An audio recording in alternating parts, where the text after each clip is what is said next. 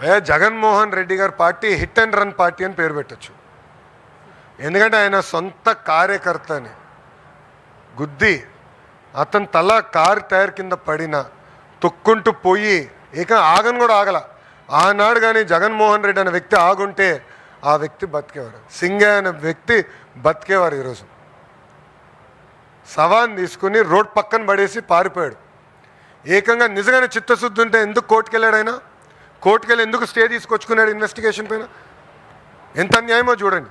అంతేకాదు ఈరోజు వాళ్ళ పార్టీకి చెందిన ఒక మాజీ శాసనసభ్యుడు, నేను డాక్టర్ అని గొప్పలు చెప్పుకునే వ్యక్తి, మాజీ మంత్రి, వాళ్ళ కొడుకు యాక్సిడెంట్ చేశాడు. 18 సంవత్సరాలు. Is a major, is not a minor. 18 సంవత్సరాలు కుర్రోడు యాక్సిడెంట్ చేశాడు. యాక్సిడెంట్ చేసిన తర్వాత ఏం చేయాలి? బాబు ఆ క్షణంలో భయం ఉండుండొచ్చు. ఏం చేస్తాడు? ఇంటికి వస్తాడు. అప్పుడు తల్లిదండ్రుల పైన ఉన్న బాధ్యత ఏంటి? అరే నువ్వు చేసిన తప్పురా, అయిపోయింది, వెళ్దాం పోలీస్ స్టేషన్కి, చలో వెళ్దాం, సరెండర్ చేసి న్యాయపరంగా ఏం చర్యలు తీసుకోవాలో అది తీసుకోండి అని చెప్పాలి. తెలంగాణలో ఇట్లనే ఒక కేంద్ర మంత్రి పైన కొడుకు పైన ఆరోపణలు వస్తే ఆ మంత్రి ఏం చేశాడండి? వాళ్ళ అబ్బాయిని తీసుకెళ్ళి నిలబెట్టాడు. లీగల్ రిక్వెస్ట్ ట్రై చేశాడు. దాని తర్వాత అబ్బాయిని తీసుకెళ్ళి నిలబెట్టాడు. ఇదిగోండి మా అబ్బాయి సరెండర్ అవుతున్నాడు, న్యాయబద్ధంగా మేము పోరాడతాం అని చెప్పారు. అది చేయకుండా ఎంత చులకంగా చెప్తున్నాడని. ఒక వ్యక్తి చనిపోయాడు. దాంట్లో కుటుంబం ఉంటుంది, తల్లిదండ్రులు ఉంటారు, భార్య ఉంటుంది, పిల్లలు ఉంటారు. ఇంత సింపుల్గా చెప్పేస్తున్నాడు. ఏమవుతుందంటాడు?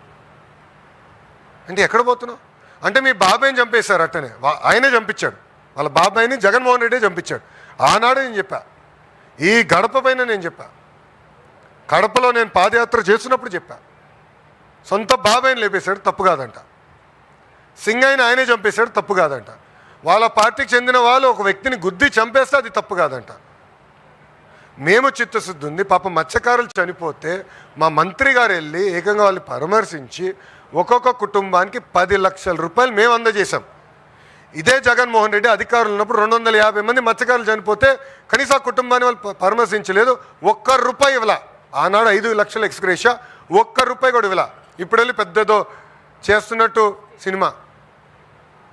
ఎంత అన్యాయం! మా మత్స్యకార సోదరులు కూడా ఆలోచించాలని నేను కోరుతున్నాను.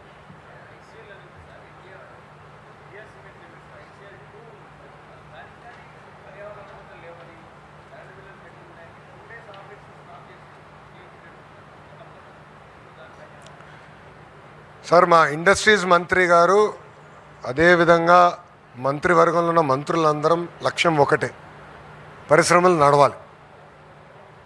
ఏమైనా ఇబ్బందులు ఉంటే ప్రభుత్వం తరపున ఏమైనా సమస్యలు ఉంటే అది మేము పరిష్కరించాలి. పరిశ్రమల తరపున ఏమైనా లోటుపాట్లు ఉంటే వాళ్ళు సరిదిద్దుకోవాలి. దాంట్లో మాకు చాలా క్లారిటీ ఉంది. ఎక్కడ ప్రకృతి ఇబ్బంది పడకూడదు, పనిచేస్తున్న కార్మికులు ఇబ్బంది పడకూడదు. అది మా లక్ష్యం. బట్ కలిసికట్టుగా పనిచేస్తూ వ్యవస్థల్ని ముందలు తీసుకెళ్ళాలి.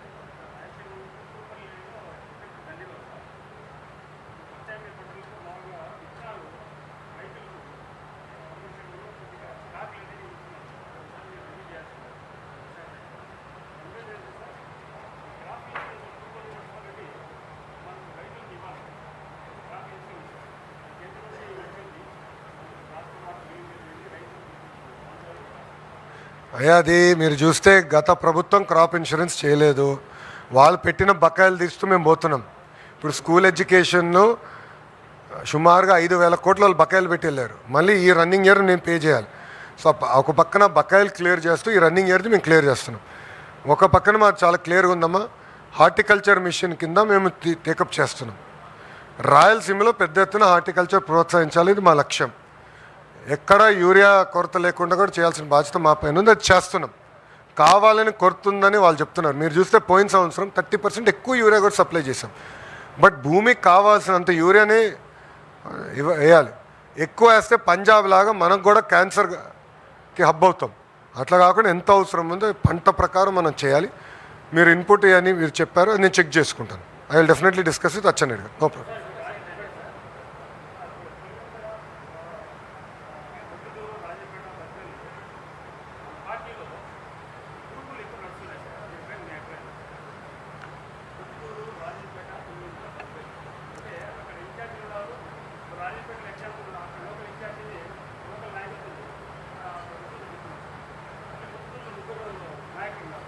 అన్నా మేము కలిసికట్టుగా పనిచేస్తాం. మేము ఒక నిమిషంనా బద్వేల్ది నేను క్లారిటీ ఇచ్చాం, ఇన్ఛార్జ్ మార్చాం, పార్టీ ముందరికెళ్తుంది. పార్టీలో పోటీ అనేది ఉంటుంది కదా, పార్టీలో పోటీ ఉండదని ఎట్లా అనుకుంటారు? మంగళగిరిలో కూడా పోటీ ఉంటుంది, కానీ మేము అందరం ఒకే కుటుంబం, తెలుగుదేశం పార్టీ కుటుంబం. మా మధ్యలో ఏమైనా సమస్యలు ఉంటే మేము 4 గోడలు కూర్చుని మా సమస్యలు మేము పరిష్కరించుకుంటాం. అది ఏమైనా ఉంటే మా ఇన్ఛార్జ్ మార్చులు ఉన్నారు, మా జోనల్ కోఆర్డినేటర్ ఉన్నారు, మా సమస్యలు మేము పరిష్కరించుకుంటాం. బయట వాళ్ళు అవసరం. We will solve our own problems, no problem.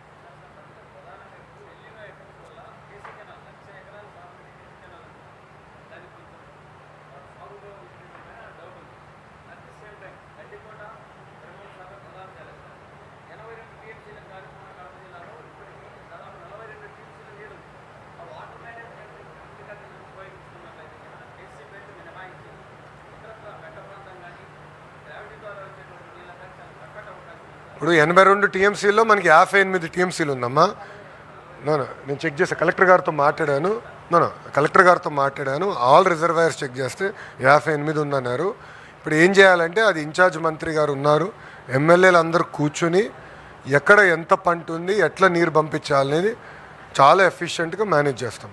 ఎందుకంటే వాటర్ మేనేజ్మెంట్ అనేది పెద్ద ఆర్ట్, అది చాలా సిస్టమేటిక్గా చేయాలి, అది మేము చేస్తాం.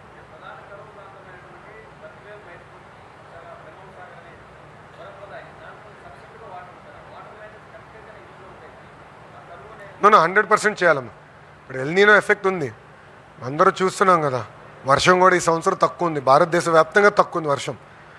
ఇది ఓవర్కమ్ అవ్వాలి, ఛాలెంజ్ ఉంది, లేదని అన్నట్లు. మీరు ఇట్లానే పెంచండి, మీరు ఎక్స్పెక్టేషన్స్ పెంచుతూ పోతారు. వచ్చిన పరిశ్రమల గురించి మీరు ఎవరు మాట్లాడట్లా, మీడియా మిత్రులు కూడా మాట్లాడట్లా.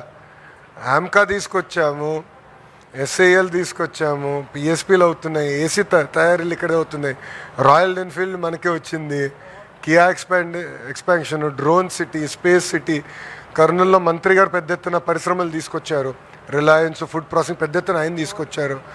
దాని తర్వాత గోల్డ్ మైనింగ్ కూడా 1 మైన్ ఓపెన్ అయింది, 2 మైన్ త్వరలో ఓపెన్ చేయబోతున్నాం. ఇట్లా సిస్టమేటిక్గా చేసుకుంటూ వెళ్తాము. అట్లా ఎలాంటి సందేహాలు.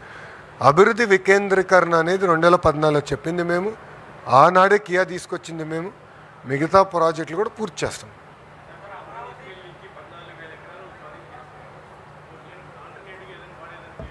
ఏదైనా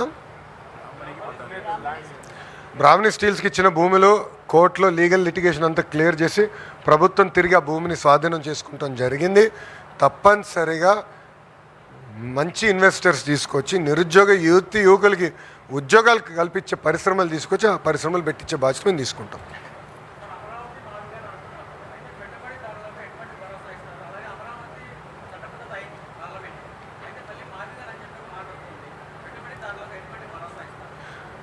ఇప్పుడు జగన్ గారికి ఒక అలవాటు ఉందమ్మా, ఆత్మలతో మాట్లాడతాడు. ఒక్కొక్క రోజు ఒక్కొక్క ఆత్మతో మాట్లాడతాడు. ఒకరోజు మావిగన్ అంటాడు, ఇంకో రోజు బెంటాహే అంటాడు. బెంటాహే అంటే ఏం తెలుసా? బెంగళూరు, తాడేపల్లి, హైదరాబాద్. ఎక్కడున్నాడు ఆయన? బెంగళూరు. వారానికి 2 రోజులు తాడేపల్లి, మళ్ళీ ఇప్పుడు వార్తలు వస్తున్నాయి హైదరాబాద్కి వెళ్తాడని. సో బెంటాహే. సో ఆయనకి ఏంటంటే ఒకరు వచ్చి ఒక మాట అన్నాడు నాతో, సార్ 3 రాజధానులు మాకు పనికొచ్చినాయి అన్నాడు. ఎందుకబ్బా అన్న?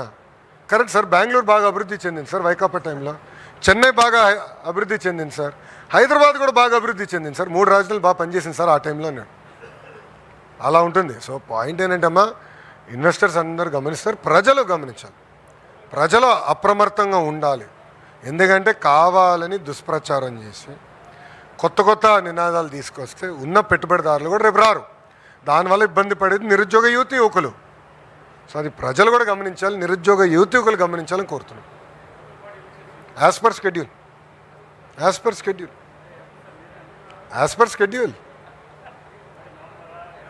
అరే యాజ్ పర్ షెడ్యూల్ అన్నా. షెడ్యూల్ ఏంటో మీరు ఎత్తుకండి, అన్నీ నా చార్జ్ చెప్పించుకుంటాడు.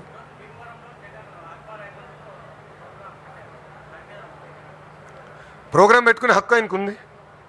ఆయనలాగా మేము ఆయనలాగా మేము హౌస్ అరెస్టులు చేయట్లా, పర్మిషన్లు ఇవ్వకుండా పోవట్లా. ఆయన హెలికాప్టర్కి పర్మిషన్ ఇచ్చాం, కార్కి పర్మిషన్ ఇచ్చాం, ఆయన మీటింగ్ పెట్టుకుంటే పర్మిషన్ ఇచ్చాం. కానీ లా అండ్ ఆర్డర్ మటుకు వాళ్ళ చేతుల్లో తీసుకుంటే మటుకు మేము వదిలిపెట్టాం, ఎవరిని వదిలిపెట్టాం. నంబర్ 1. నంబర్ 2, ఆక్వా రైతుల్ని ప్రోత్సహించింది మేము, పవర్ సబ్సిడీ ఇచ్చింది మేము.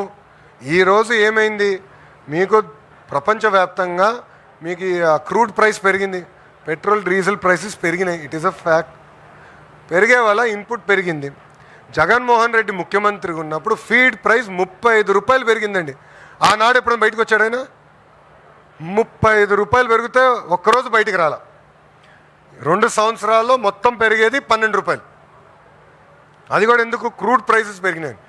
అది కూడా మేము 6 నెలలు ఆపాం. చివరికి ప్లాంట్లు ఏమన్నారంటే, ఒకవేళ ఇది మేము పెంచుకోలేకపోతే ఇప్పుడు నష్టాల్లో ఉన్నాం, మేము ప్లాంట్లు మూసేయాలి. ఇప్పుడు ఆయన ఆలోచన ఏంటి? ఫీడ్ ప్లాంట్లు మూసేస్తే ఇంకెక్కువ ఆందోళన వస్తుంది కదా, అదే ఆయన ఆలోచన. మళ్ళీ 5 సంవత్సరాలు మీరెందుకు 30 రూపాయలు పెంచారు? 5 సంవత్సరాలు క్రూడ్ ప్రైస్ పెరగల, 5 సంవత్సరాలు రా మెటీరియల్ ప్రైస్ పెరగల, మళ్ళీ 30 రూపాయలు ఎటు పెరిగిందిరా భయ్? అంటే 5 సంవత్సరాలు ఒక నీతి, ప్రతిపక్షంలోకి వచ్చిన తర్వాత ఒక నీతి. 5 సంవత్సరాలు బయటికి రాలా, ఇప్పుడు వచ్చి మాటలా.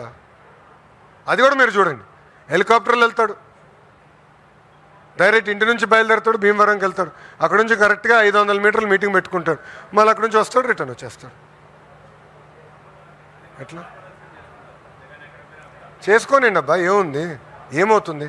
ఎన్నికల ముందలు కూడా అదే చేశారు కదా, ఎన్నికల ముందలు కూడా అదే చేశారు. కానీ ప్రజలు అందరూ గమనిస్తున్నారు.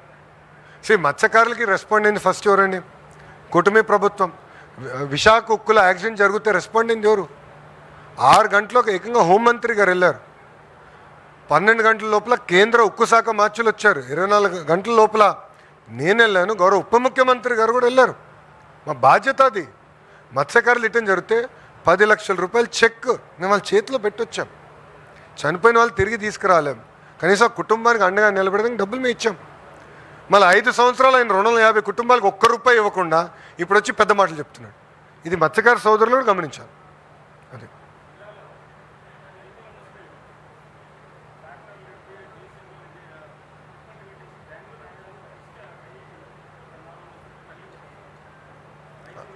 వివరాలు ఇవ్వండి అమ్మా, మంత్రి గారు విల్ రివ్యూ ఇట్. మీరు వివరాలు ఇవ్వండి. నో మీరు ఇవ్వండి వివరాలు, మంత్రి గారు వస్తారు నెలకు ఒకసారి, ఏమైనా ఉంటే ఇవ్వండి, will take it up. Sir మళ్ళీ రిక్వెస్ట్ చేస్తున్నా, వివరాలు మంత్రి గారికి ఇవ్వండి, మంత్రి గారు విల్ రివ్యూ ఇట్. మీరు రాసినంత మాత్రం నిజం. నా అభిప్రాయం ఏముంటుంది? ఎట్లున్నారు సార్ మీడియా మిత్రులు కూడా ఎట్లా అడుగుతున్నారు, నాకు ఆశ్చర్యంగా ఉంది. నా అభిప్రాయం 1 సెకండ్, మీరు మాట్లాడేటప్పుడు నేను అడ్డు రాలా, నేను పూర్తి చేయనండి. మీరేం అడిగారు? ఎవరో తప్పు చేస్తున్నారు. నా అభిప్రాయం ఏముంటుంది? ఎవరైనా తప్పు చేస్తే చట్టపరంగా చర్యలు తీసుకుంటాం, దాంట్లో ఎలాంటి అంబిగ్యూటీ మాకు లేదు బాస్, ఎలాంటి అంబిగ్యూటీ లేదు. నేను తప్పు చేసినా గౌరవ ముఖ్యమంత్రి గారు ఎవరిని వదిలిపెట్టరు, నన్ను కూడా వదిలిపెట్టరు. మాకంత క్లారిటీ ఉంది మా ముఖ్యమంత్రి గారు. దేవుడి దయ వల్ల జగన్ లాంటి వ్యక్తి మా నాయకుడు కాదు, నీతి నిజాయితీగా బతికే వాళ్ళం మేము. వాళ్ళు ఎన్ని కేసులు వేసినా ఒక్క కేసు నిలబడాల ముఖ్యమంత్రి గారి పైన. ఎందుకు? ఏనాడు మేము తప్పు చేయాలి. సో న్యాయపరమైన చర్యలు మేము తీసుకుంటాం, వివరాలు ఉంటే మంత్రి గారు కానీ అబ్సల్యూట్లీ నో ఇష్యూ. ఓకేనమ్మా, థ్యాంక్ యూ అమ్మా, జై హింద్, థ్యాంక్ యూ.